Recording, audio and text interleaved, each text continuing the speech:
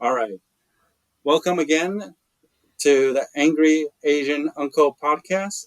I'd like to thank everyone for joining us again and for all the people that listened to our first episode. So, this would be our second. Again, my name is Reynold. I'm Vic. Thank you, everyone who listened to the last episode. We love you. Exactly. Let's get into today's topic. It's going to be about my disabilities. Well, our disabilities. So, I'll go Yes. first. So, for me, I'm visually impaired or blind or visually challenged. I, I was worried about using the word disability because we're all about being PC nowadays. But I still decided to use disabilities, limitations, visual limitations, whatever you want to call it. Basically, I can't see. So that is the issue I'm dealing with. How about you, Vic? Well, thank you for sharing that, Reynold. For me, I'm dealing with chronic pain. 3 years ago, I was involved in a really bad car accident. Basically, somebody ran the red light and hit me while I was riding a scooter. So, yeah, I have a lot of. I was in the hospital for a month. I was in ICU. Um, I had two operations, two surgeries. I have a lot of metal in my body, all these plates that were inserted into my body to help begin the healing process. And 3 years later, most of it has healed up, but mostly nowadays I just deal with chronic pain. Yeah, that must be tough. Yeah, pain is always a tough thing to deal with. Oh, I'm sure for you as well. I mean, not being able to have a clear vision, being impaired that way must be hard on a day to day basis. Yeah, there's some challenges. There's some challenges. So why don't we get into that? So um, being disabled or being visually impaired for me, there's always that set of questions everyone wants to ask, um, and it's all the same. So I find myself repeating myself over and over again every time I either meet someone new or sometimes even just people that I met before. So I don't know of your experience, Vic, but Does it want to um, make you have a recording and you just play out those FAQs to people? but sometimes it does. Yeah, I just want to have like a hey, just go to my website and here are the frequently asked questions and go down the list. Because So you do sound yeah, like a broken record after a while, right? Because people keep asking you the it same does. questions. It does, and then you're sort of on autopilot, and you know it's coming.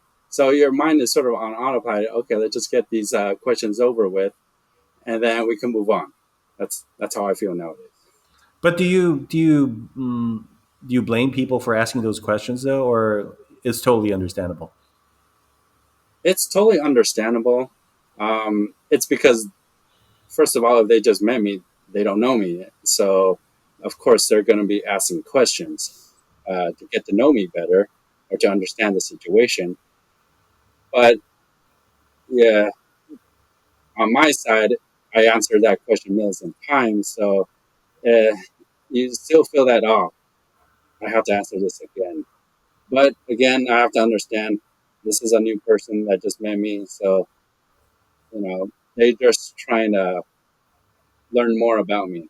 Because again, Yeah, it does uh, get tiring after a while, right? So, what are some of the questions that you get asked most of the time? well, one of the top questions, of course, is like what happened, right? So, of course, what happened is there was no accident or anything. It's just a hereditary disease. I'm just unlucky. It's what I have is retinitis pigmentosa. It's a RP for short. Basically, it's a retinal degeneration um, in layman's terms. So my retina is degenerating. So that's what's going on. So I was able to see when I was young, and then it's a slowly degenerated disease. So it feels like almost like each year it goes, uh, my vision reduces or little by little each year.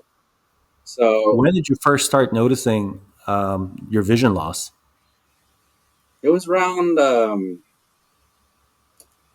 it was around. I was diagnosed. Okay, even when I was diagnosed, I didn't feel like um, feel blind because I was when I was diagnosed, I was still able to drive. So when I was diagnosed, it was just I well, I should say I did have a car accident, but um, it was and then I kept blaming it on like the sun was in my eyes.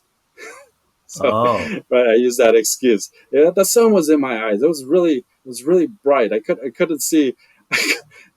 And guess what I hit? I hit a I hit a was it a GMC Yukon? That's oh, not a small okay, vehicle, yeah. right? So it's like people got a question like that's a huge vehicle, and then you miss that. I'm like, but the sun was in my eyes. So, Uh, and then, so right? how many years ago But was this? this is probably like 20 years ago. I was Oh, wow. um, Okay. around 20 years ago. Yeah, I was like towards the end of college. At that day, I remember that day, I was trying to go to the DMV. I was trying to get my M1 license because I was trying to join my friends in, riding motorcycles. And Ah, then I got in an accident. And then, and then I guess, spoiler, I didn't get the motorcycle no license. kidding. So basically, what happened, um, just started to go. I just went to see like the regular optometrist, see if I needed some stronger lenses or something. But I guess they started seeing something weird. So it kept going up to ophthalmologist, kept going up, and then finally went to like a retinal specialist. Mm. At that time, was at the USC. So they finally diagnosed and said this is what I have, and that um, and it's funny because it's and everyone it's different. Some people can still get still have it diagnosed with it, and they can still live their entire life without vision loss. And then some people uh, can get diagnosed, and then they're down to zero in a few years. So everyone is sort of different because it's not a common not a common degenerative disease. It's more on the rare spectrum, I guess. Does anybody else in So your from family have the same condition? luckily, no, other people in my family do not have it. Um, but maybe my parents did have the gene that contributes to it, but um, you also have to have that. You got to have that luck for it to be to actually activate and affect you. So that's the most So I guess frequently asked question you get from people. What's another one? What's number yeah. two on the list? Oh, number two is always is there a cure? Is there a treatment? Ah, Right, right, right, right. Okay. and sometimes it's uh, I feel sometimes it's even more common for that question to be asked when is an Asian person or an Asian mom. I think it's just I think they just treat it as you know your your kid and uh, of course being blind is not cool. So we got to get you fixed. We got to get you We gotta get you fixed. back on Like track, replacing right? a spare tire or Right? something. Like, Yeah, oh, right. you Exactly. know, his radiator's busted. We gotta go get Right. another one. Like, have it fixed. Exactly. Right. The the headlights are busted. We gotta switch it out. So I think That's that's so funny. and then that's how they and no offense, I understand. I think that they're coming from a good heart, I think, but it's still a common question. Like, is there a cure? Is there a treatment? Can you get eye replacement? I think that's in movies, but I don't know. Maybe they do some stuff in It's China or interesting you something. should bring that up, though, Reynold. It almost sounds like there's some stigma attached to being blind. It's almost like it's your fault. Like it's something that you did to put yourself in that kind of situation. Am I correct or am I overextending this? um, Not necessary. I don't get that feeling, but maybe it's from. I think when I did get diagnosed, it was more from my parents because, of course, they didn't understand. Even I didn't understand the extent of it. But of course, being young, played a lot of video games, and I was studying computer science, so I was in front of the computer all the time. So naturally, they would think, oh, it's because you're in front of the screen all the time, you messed up your eyes. Which in some cases are possible, um, um, but in this case, it was not. It's a gener- generative genetic disease that it had nothing to do with all that. But I think that they come from the when they ask, "Is there a cure? Is there a treatment?" Um, it's not because it's something because I cause. It's more like uh, it's the. I think it stems from the first episode that hey, we need to get you back up and running so that you could perform at your optimal level, right? So you're Oh, not up, right? So that's more of like hey, you if you can't see, you can't do anything, right? So oh, that's nice way that's to tie it that's the up with stigma. our first episode. Yes, shout out to our first Yeah, episode. exactly. No, So if you didn't so listen to the first well, episode, you should Reynold, listen to it it, right? sounds almost like, well, at least in your case, it sounds like your parents were trying to fix you so that you can get back in the game, so to speak. Well, yeah. Well, no, it's not a question that. This is a common question from a lot of people because it's just because they don't know, and I think that's. But oftentimes, and no offense to anyone, back in my mind, I would say, well, if there was a cure, if there was a treatment, after 20 years, don't you think I would have explored it already? Yeah, for That's sure. right. It's been Right. 20 years, but of course, but I understand where they're coming Be from, so especially frustrating, people that huh? I just met. Yeah, but so the frustration when they ask that question is like, man, it's been 20 years. I did try all that I could, and then if there was something, my doctor would tell me already, and I will go or we'll go try it, especially if insurance covers it. But there's just he he's saying there's nothing as of right now. Well, It could change believe it or not, next year. I get a lot of that from other people as well. Whenever they would ask me about my condition, they would always ask me, "Oh, is there a cure?" or "Why don't you do this or do that?" And my Exactly. thoughts are exactly like yours, which is like, "Well, if there was, don't you think I would have explored that already?" Yes.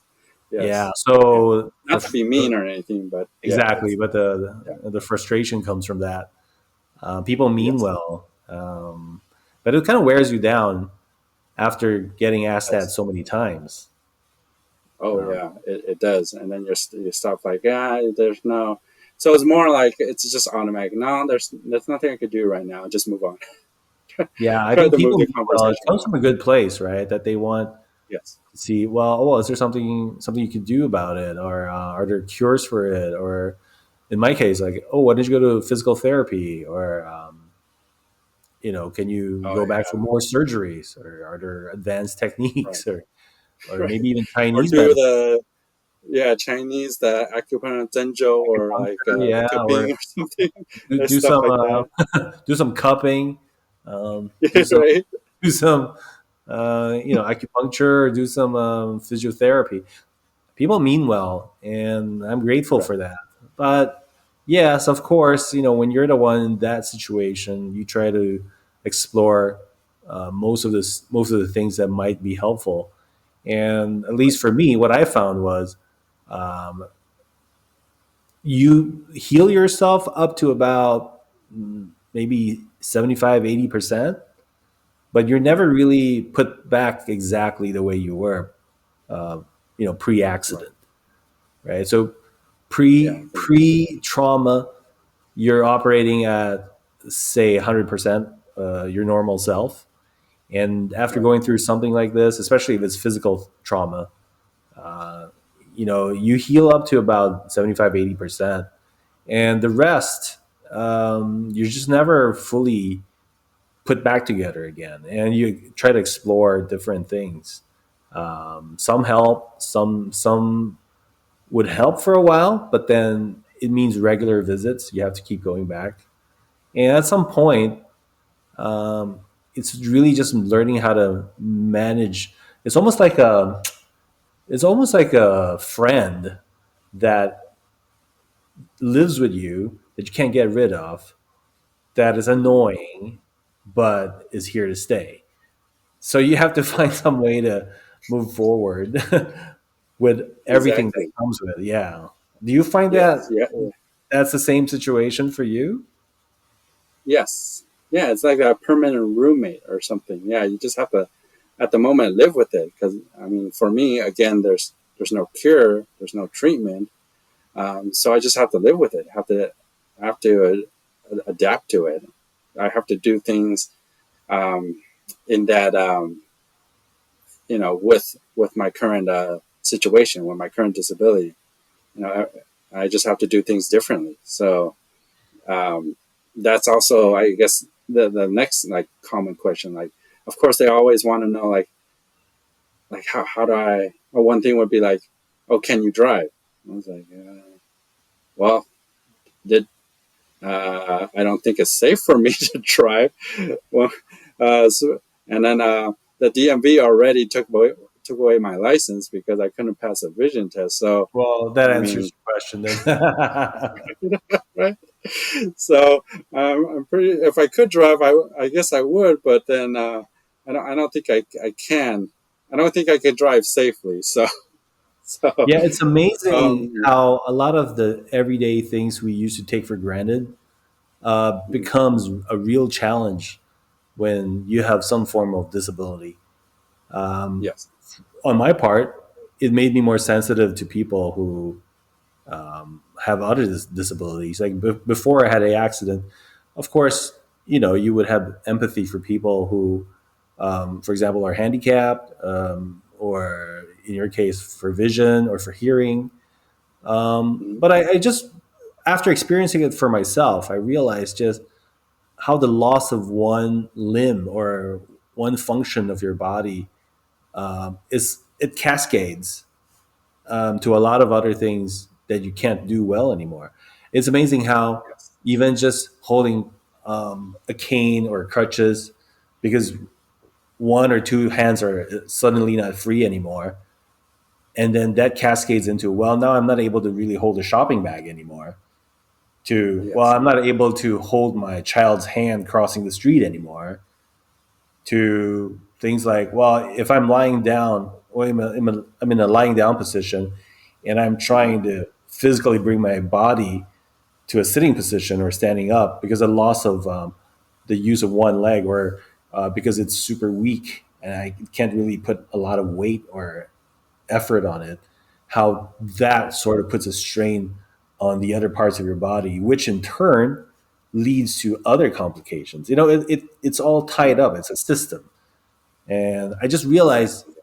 how everything's interconnected so closely after I've had my experience. Yeah. Oh yeah, definitely. Everything I want to say is a struggle. That sounds so negative, but I just feel we just got to do things a little bit different. That's how I see it. Just things are different. So um, when they say can you move around? Of course I can move around.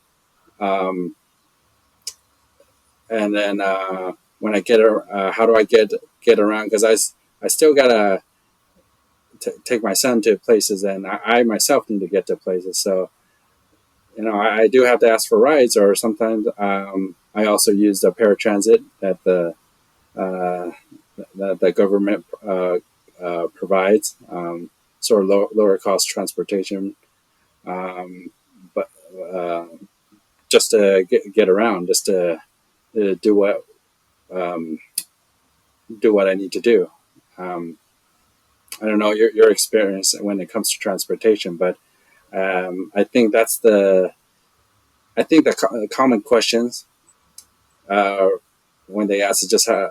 I think they people like to know how I get around or how I'm able to do things basically. So Yeah.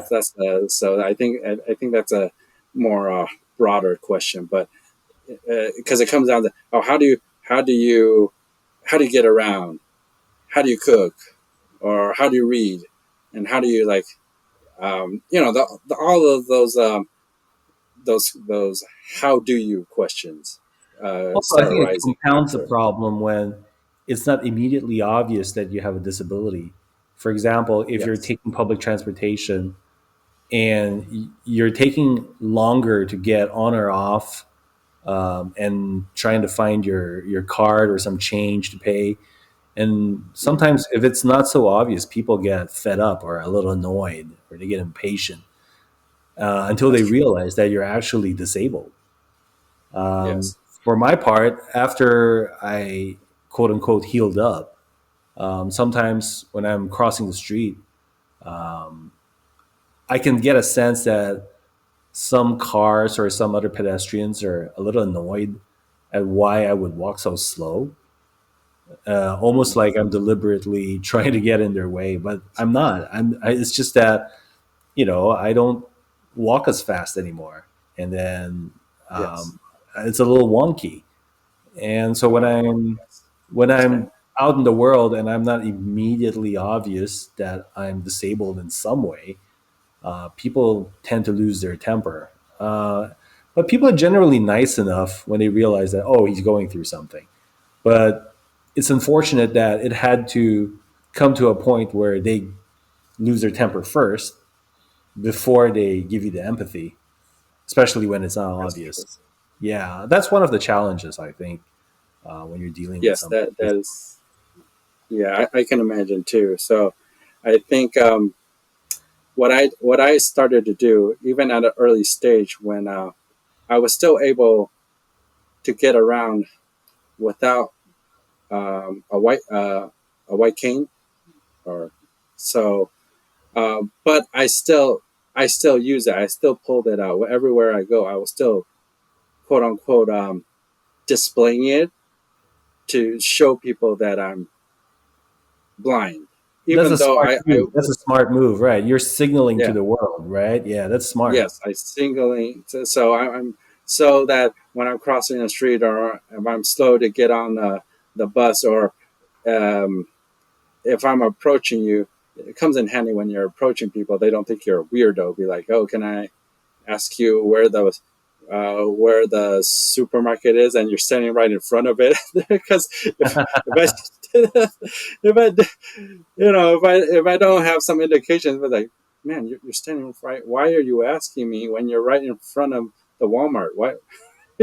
So I'm always, even at an early stage of my condition, I'm always trying to signal to people that hey, I do have an issue, although you cannot see it, or it's not, although you cannot, it's not something physical that everyone can see.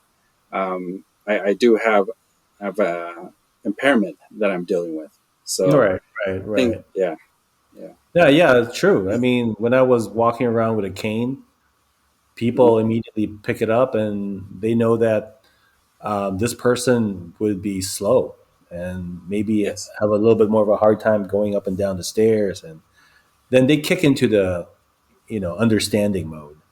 So I think those yeah, visual signals to the world, that's actually quite useful.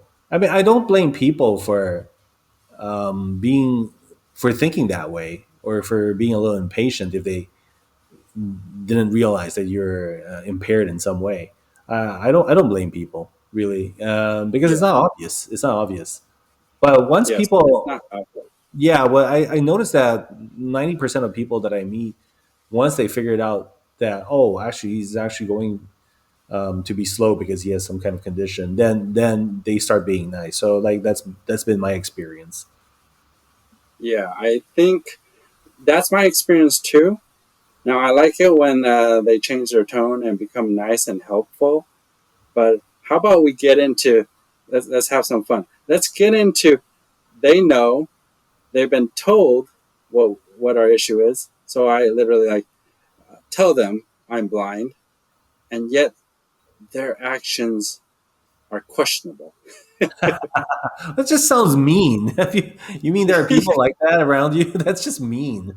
Yeah.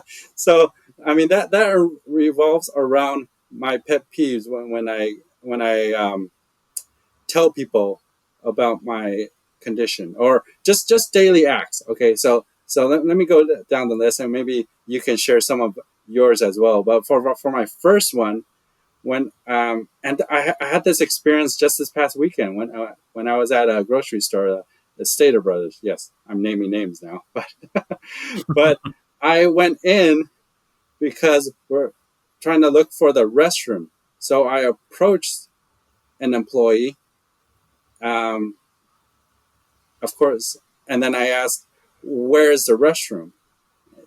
Right? I have my blind stick out, and then white cane out. So it's I thought that was good enough indication that I'm blind. So his response was that, yeah, just go over to aisle 13, make a right, and go all the way down, and you'll see the restroom next to the meat section. Well, that I'm was like, helpful. right, right, like those are all visual cues, like that I cannot see. And then he did. I understand he was busy, but then he didn't have. He didn't offer to like, because there's some people that would say, "Can I just take you there?" Right? And I'll be grateful for that. And then he's Oh like, yeah, "Yeah, yeah. right." And then that employee did not offer that. And then Are you sure he the wasn't worst Gen Z? ones, Maybe he's Gen Z. You know how Gen Z are right? infamous for I don't know. I couldn't tell. I the couldn't Gen tell Z his stare or age. being rude. You know, they're not very helpful. They're not good for customer Right. service. I think, Anything to do with service, they're bad. yeah, but I think he was more. I think he's got has to be a slightly of at least the older of the crew, because he there was actually two employees, I think, and then he was telling some other employees like he was sort of managing. So it seemed like a manager that responded this way. So I was like, okay, I understand this is Saturday and it's busy time. Everyone's coming grocery shopping, but you couldn't be a little bit more helpful than that. You So bring up a good point, Reynold. Like I yeah. keep telling my wife that one of my experiences in the hospital was when you're in a really fragile and depressed state in your life. Mhm. Any amount of kindness from strangers, meaning, well, in my case, some of the nurses. I mean, I don't know them personally, but somewhere, let's just say somewhere nicer than others. And any small amount of kindness that they show me, if they went out of their way to be more helpful or friendly, oh, that really magnified tenfold. And I realized that it's only when you're down in the dumps and people show you empathy or kindness, that's when you Mhm. really appreciate it, and you see how beautiful a little good gesture, it goes a long way. Yes, that's definitely true. I feel that when someone actually guides me to the restroom instead of the worst ones are when they say the restroom's over there. Yeah, there, where, right?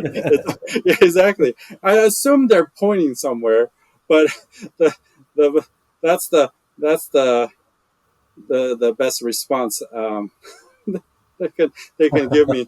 It's over there, and then again, I'm assuming they're pointing, and yeah, I respond like, "Where is there?" And Yeah, they still don't catch on. Like, one funny thing that I keep bumping into over here is there are a lot of restaurants that have a second floor, but they don't have an elevator. Well, I guess because we're in Taiwan, yeah, so that's a lot of the yes, older buildings don't have elevators equipped. But if it's a right, popular restaurant, it's hard to get a table.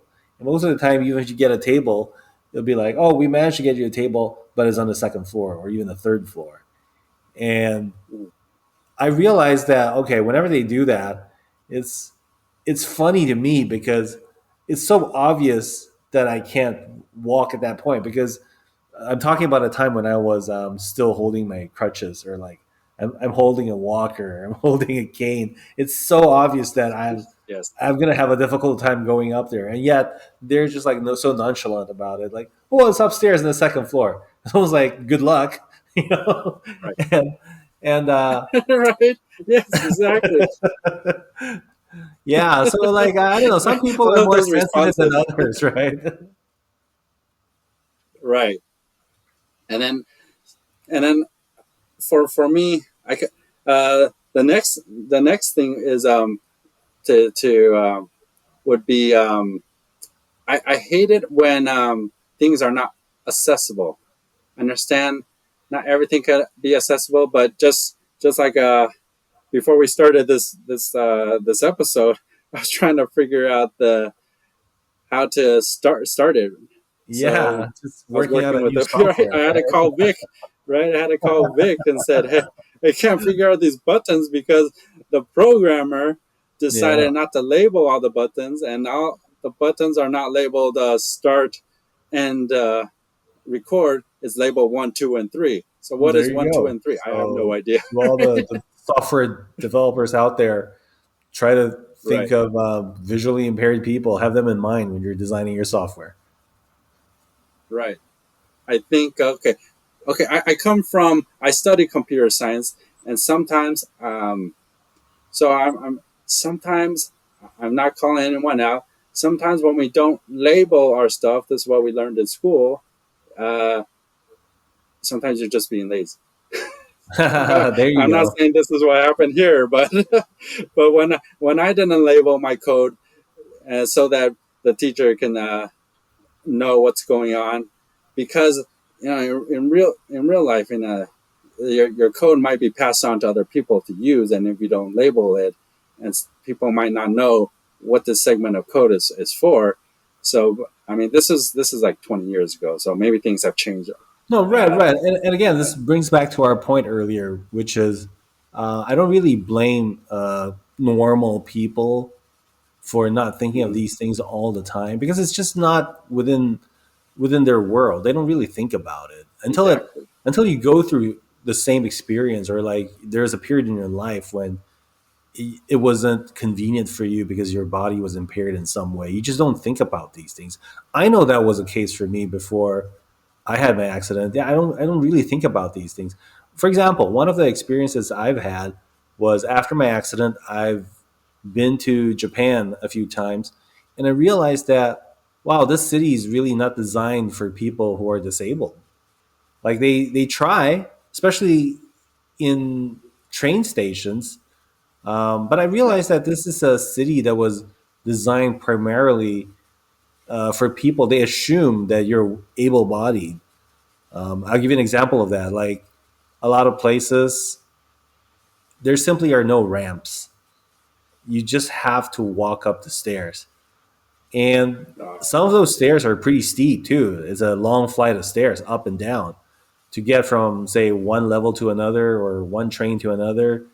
Or even if they have handicap accessibility, it would be all the way at the end of the station. So that means you have to walk all the way to the end of the station, take that elevator, and walk all the way back to where you wanted to be. And that's a good 20 minutes.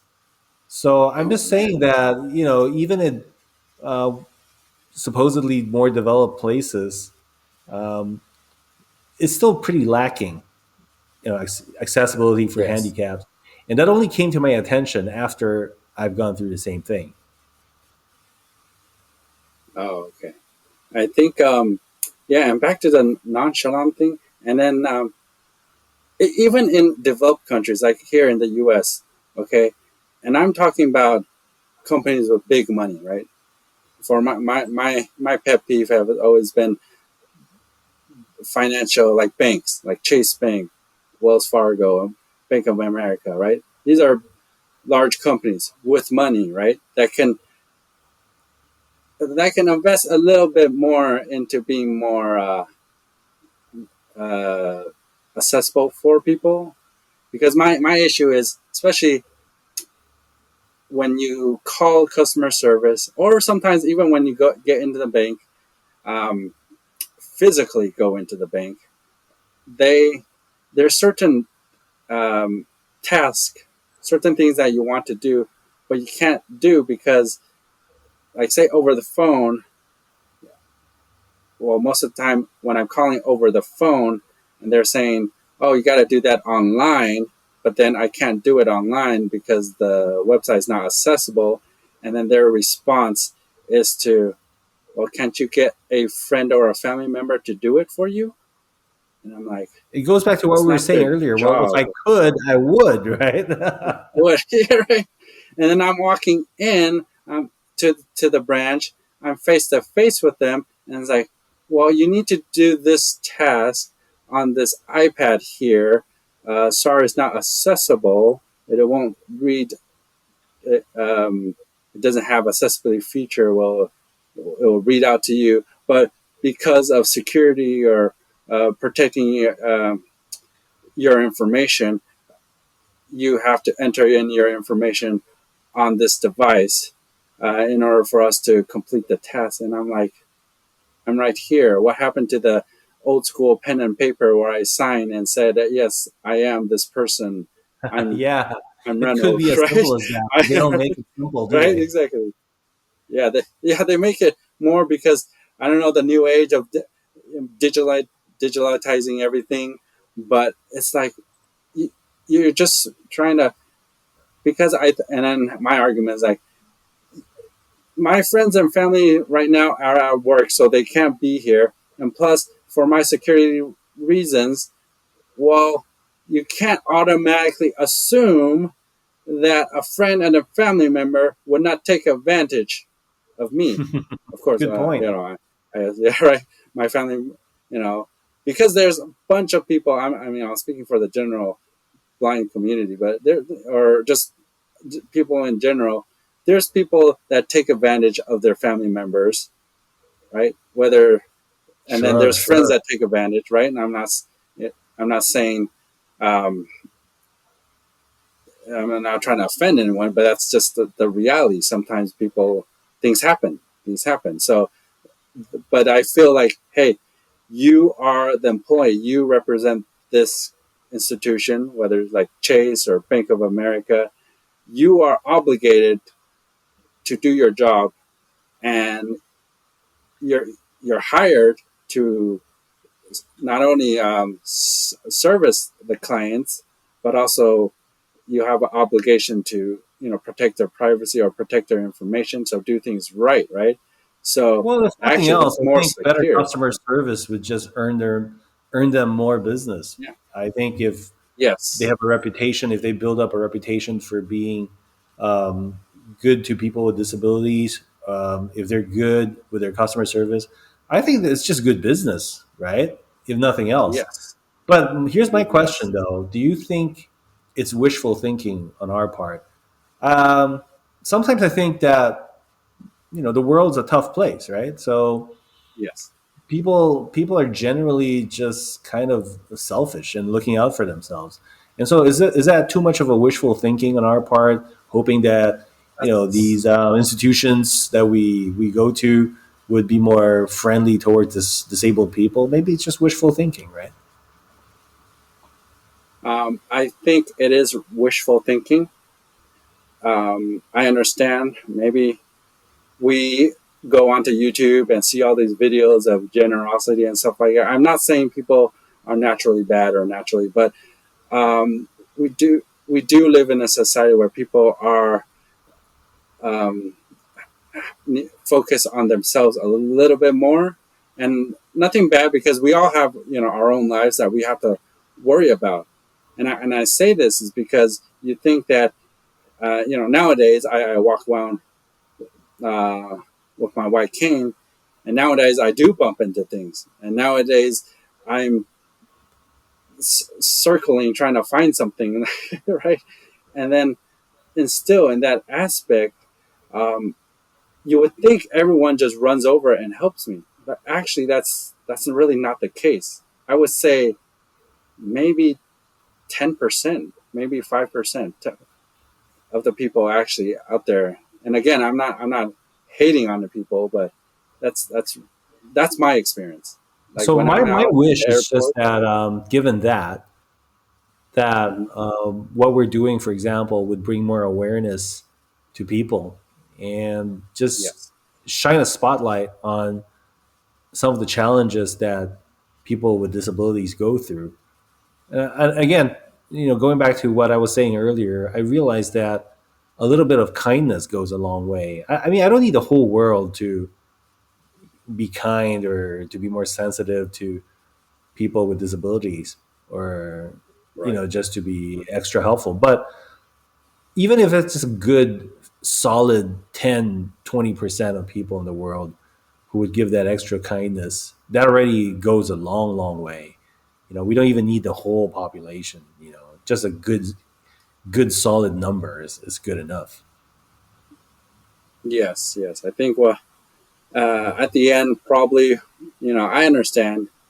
Again, um, I guess what we're trying to say is just be mindful, or just be aware of your surroundings. If for me, I feel like it just because some people are too I mean on their phones, or too busy focused on they may be in a conversation and they don't notice their surroundings. I think it for me, my experience is they're just not aware of their surroundings, because Yeah, they're sometimes so disconnected. people, yeah, yes, if they don't know, hey, there's a blind person walking down this aisle, and then yet they're too fully conversed in whatever they're doing to be aware of their surroundings. Which that's it. Just be aware. All my I think all I'm saying is, let's everyone be aware of their surroundings. I mean, just not just for disabled people, but just for everything in general. I think if we are I more find that it's aware. really helpful to have family or friends who are close to you and who are kind and are willing to help you out. This is one of the biggest arguments that I would make if ever I get a chance to be asked this question. Like, some people would ask, like, oh, in this day and age, nobody wants to have kids anymore, nobody wants family, it's too much of a hassle, or the economics don't speak to it. um, the trend is going that way. And if somebody comes up to me and asks me, so what's a good argument for having family, I would say that based on my life experience, you don't think about getting old and frail and disabled when you're young. Like, at least I didn't used to think about it when I was younger. You feel like Right. this is how life is always going to be, that you can care for Yes. yourself, you can go about your day and mind your own business. But in reality, the reality for everyone in the world is that people get old, people get frail, people get sick. And I realized that in my own life, that when I was in a bad place, it's usually because I have family and friends who are beside me and act as my support group and pull me out of that rut. And even simple things like, helping me to get up to go to the bathroom when I was disabled, helping me clean my wounds for those places where I couldn't reach. The simple things like somebody would just go to the DMV and have your car registration renewed because you couldn't do it, but it was due, and it was due. So you, at least over here, you had to pay a fine for it if you missed it. Simple things like that. And it's good to surround yourself with people. And that would be like my biggest argument if someone were to ask me, because the reality is we all depend on each other in one way or another, especially as we get older. You don't see that when you're young, but it'll hit you when Right. you're older. Yes. And I think like you're saying, with family members, friends. I think just just asking, just the fact that you acknowledge that, hey, uh, can you help? Can I help you out? Or something. It goes a long way. I may say no, it's okay, or or that I got it, but the fact that you came over to ask, hey, can I help you? It goes a long way, even though I don't need the help. A hundred That percent agree Yeah, with you. A yeah, 100% agree with you right yes, there. Because it means so much when people go out of their Right. way to even just ask. Exactly. Yeah. Yeah, it means Just so that much. acknowledgement. So um, I feel like you're being seen. Because sometimes, again, I feel like as a disabled person, sometimes I'm just not seen. I'm just an outcast of society, Yeah, and I yeah. feel maybe yeah. So, uh, or even That worse, brings a that burden brings me or something. to another question I wanted to discuss with you about the mental health aspects of having disabilities. I feel that you bring up a good point. You feel invisible. You feel unseen. Like you don't really matter. I maybe it's a little unfair to be in that mindset, but experiences show me otherwise because sometimes you do feel that way, and I think it takes a toll on your mental health. Sometimes you feel like you're being a burden on other people, or you feel like, hey, just because I have a condition doesn't mean I'm out of society. Like I still want to be involved. I want to be a part of it. But Yes, the pace of the world is so fast. It's relentless. It keeps moving on, and right. those of us who have disabilities find it hard to uh, be part of the mainstream, and it takes a toll on your Oh mental yeah, health. I think it does. When you say that, it reminds me of there's certain examples. Nowadays, when I go to social outings or just going out into the community, when there is a social gathering of some sort, or even just my kids' events or something, the first thing people like to do is, offer me a place to sit, and but then I know once I sit down, that's where I'll be for the rest of the whole event. Almost like a kiddie table. Here you Yeah, are. exactly. This is your place. This is the kiddie Yes, table, so to speak, and then yes, there you'll be for the rest of the yes, party. exactly. I mean, I know they meant sometimes they might mean well that I'm not going to be bumping into things, but uh, it's a double-edged sword because I do get that little special treatment because if the you got to get the food, people will give me the food and stuff like that, um, or they clean up. They say, "Oh, it's okay, just sit there. We'll clean up." So, that I get the perks of that. But sometimes there's the entertainment part is you don't get to participate.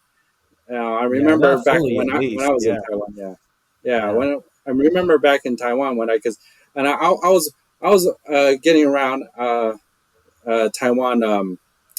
Was still I was able to get around even without my white cane back then. I was like maybe 10, 15 years ago when I was back there, and I love going out to different social groups, and I could approach. I'm not seated at the kiddie table. I get to go up and talk to people. Mix and mingle. Go around the room. But nowadays, I'm just sitting at the corner and listening to everyone. You know, having a good time. Sometimes that does play a toll. I think on my mind. Yeah, Like I mean that I used to sucks. be. Yeah, Yeah, I used to be able to participate in but nowadays it's just I'm just sitting here waiting for someone to come by to converse with me. I can't. I'm not able to approach people anymore, and just like get into a conversation here and there, or get there's a good and bad when you go get your own food and not get your own food. The the good thing about getting your own food is like you could pile up those things that you like to eat, right? But when other people make you a plate, it just sort of like just uh, mix up everything, just a little bit of everything, right? But then yeah. uh, so It's important but to then let again, you don't people need to get it in feel. line. Yeah, it's important to let people feel included in things, especially Yes, people who have a hard time, participating. It's important to make people feel included. I think just simple gestures, right? It doesn't have to be right. anything grand. I was just gonna joke a while ago. After being put in the kitty seat or kitty table, you'll be lucky if people Yes, come back twice to bring you a drink, Oh yeah, give you some that's food. true. That's right. Yes, and that's why I said sometimes if you're at a social setting, it's just not it's not fun anymore because the whole idea of social setting, you, you could talk to people, and once you're placed in the kiddie table, it's like, and then there's no No, other it's not kids. fun at all. It's not fun at all. Yeah, Yeah, I found you're that just true in sort my of own life. isolated. Yeah. No, because You're just a social setting, especially a party or a get together, right. it's so interesting how when you're disabled, suddenly everything changes. Like you would think that Correct. it's just one minor impediment, but it kind of changes the dynamic of the whole thing for you and for other people It too. So does. like it's almost like sometimes it makes you wish that you didn't even go to that party anymore. That is true. That is true. You feel Yeah. like, man, I should have just stayed home. To Yeah, be but then a honest, lot of people would say that that's the worst thing to do because you keep doing that and you become more and more isolated, and that in turn is even worse for your mental health. So like it's like a vicious cycle, right? it is a vicious cycle. Yeah, So yeah. But so you I have to think you get should. yourself out Yeah, there and try to engage with people. But the reality of it is, it's tough. You know, once you're when in your case you can't see, or like back in the day when I couldn't stand, I couldn't really walk around. It's just it's hard to be festive. So let's put it that it's hard to mix and mingle, right? way. It's Yeah, right. yeah, exactly. Yeah. It's, oh So man. So maybe it's yeah, biology. Maybe it's some social construct that's doing that. But whatever the case, it sucks. it does suck. It does suck. It does. Well, maybe at Sometimes this it point, does. Renaud, we should like you know give our wisdom nuggets of wisdom and Oh maybe no. Yes. kind of Yes. impart people with some positive messages though, despite everything, right? Yes. Exactly. I think we complain about the a lot of things today. About the issues we deal with Well, it's a being heavy this. topic. It's let's not Yes. sugarcoat it, and it's not an easy topic to talk about. We're dealing with a lot It's of not. pain, both Yes. physical and mental, emotional Hmm. pains. Yeah, but Yeah. We try to be more positive about it, right, or right. I We try try to to be be more more positive, positive. right? Because there is a lot Yes. of good. There's still a lot of good. Oh yeah, definitely, definitely. I think it's the way your mindset, the way you perceive the situation. So for me, for our listeners, so my nugget of wisdom, I have well, it's more recently. I have always been preaching acceptance. So when it comes to my disability, I say, or even everyone has. I feel everyone has some sort of, if it's not a physical thing, it could be some limitations, some issues they're dealing with, right? I feel like you can almost categorize all of these as disability, whether it's like financial, you know, or relationship, or even parenting, issues. They're all, it's what restricts us, right? So it's all issues in our lives. So for me, I have other issues too, just saying like as anyone else. But of course, I do have to live, just like we said in the beginning, a roommate, which is my disability, my visual disability. I have to live with that and I have to do things differently. But first of all, I have to accept it. For a long time, I could not accept it. I couldn't move on. I was basically like what we just mentioned. I was just staying at home, not connecting with society. I just did not want to be out there because I couldn't accept it. I couldn't even accept myself. Like felt like I'm a loser. But I think the whole point of what I'm trying to say is to uh, accept your current condition. And I don't mean accept it like in settle, like, oh, this is all that's gonna be. Like I'm just gonna be blind, I'm just gonna be sitting at home, I can't do anything. No, it's you accept that you have limitations. So now in order for you to get to A to B, it's not a straight line anymore. You might need to circle a little bit. You might need to take a detour. So but first you need to know your limitations. Whether it's a physical, financial, relationship, whatever it is, you accept it in order to move on. So for me, like, okay, I have a limitations. Now when I go to social settings, what do I need to do? Or I have limitations now. I can't drive. So how do I get around? I have to use paratransit, you know, the county's paratransit system.